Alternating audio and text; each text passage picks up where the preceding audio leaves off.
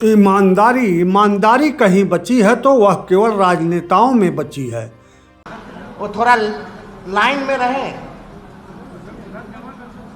सब कुछ ठंडा दिया जाएगा। सत्ता में आते हैं, समझ में नहीं। ऐसे एक दो लोग नहीं हैं देश में, बहुतेरे हैं। इसमें आप क्या नहीं समझ पाते हैं, मेरे साथ सुनिए। वह सत्ता में आते हैं, समझ में नहीं आते।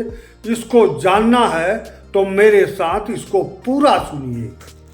सत्ता में आते हैं, समझ में नहीं, ऐसे नीतीश ही नहीं हैं। बहुत से लोग और राजनेता हैं जो सत्ता में आते हैं, समझ में नहीं आते। ऐसे राजनेताओं के सफलता का भी यही एक राज है। नीतीश कुमार के साथ बार बार साथ छोड़ने के बाद भी साथ जोड़ने वाले भाजपा और राजद के नेता भी सत्ता में आते हैं, समझ में नहीं आते।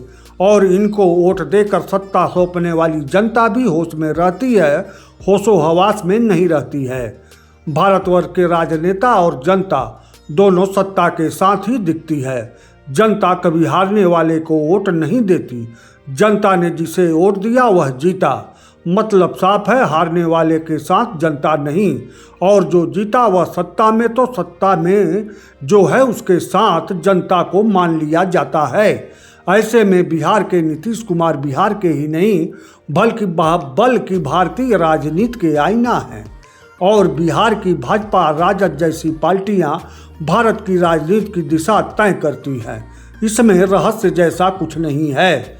जो राजनेता विपक्ष में रहते हुए भी जिन मुद्दों का विरोध करे, सत्ता में आते ही वही मुद्दे उसके प्रिय हो जाएं, वही सफल नेता राजनेता और वही हमेशा सत्ता में काबिज रहेगा। भारतवर्ष में ही ऐसी राजनीति हो सकती है जहां मुख्यमंत्री बनने के लिए मुख्यमंत्री पद से इस्तीफा दिया जाता है। भारत ही विश्व में ऐसा देश है जहां शिक्षा रहस्यमय ढंग से प्राप्त की जा सकती है। बगैर अध्यापक गुरु के उच्चतम शिक्षा प्राप्त यहीं से किया जा सकता है। और कोई सहपाठी भी ना हो स्कूल में, ऐसे में भी उच्च डिग्री हासिल की जा सकती है। यह सब भारत में ही संभव है। और यही गुण है जो बताता है कि भारत में विश्व गुरु बनने की क्षमता है।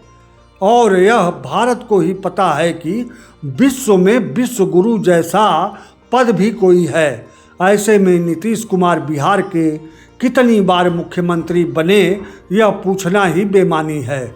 और कितनी बार मुख्यमंत्री पद से इस्तीफा दिए यह पूछना भी बेमानी है।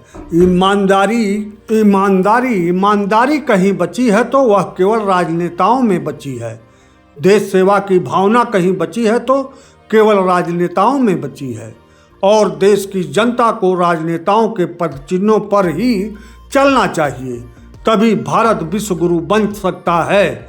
और बिहार में नीतीश कुमार का मुख्यमंत्री बनने का यह खेल तो विश्व गुरु बनने का ही एक कसरत मात्र है।